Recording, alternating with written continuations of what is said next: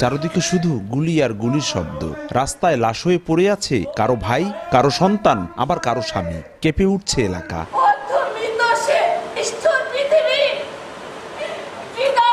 সম্প্রতি দেশে ঘটে যাওয়া এমন ঘটনা তুলে ধরা হয়েছে নাটকের মাধ্যমে। সোমবার সন্ধ্যায় মঞ্চায়িত হলো নাটক লাশের দেশে। মাদারীপুর জেলা শিল্পকলা একাডেমির হলরুমে নাটকটি দেখতে ভিড় জমায় শিশু কিশোর সহ নানা বয়সের মানুষ।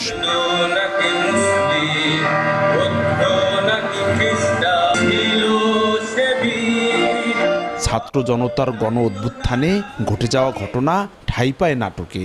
সেখানে ফুটিয়ে তোলা হয় স্বৈরাচারী সরকারের অত্যাচারের গল্প।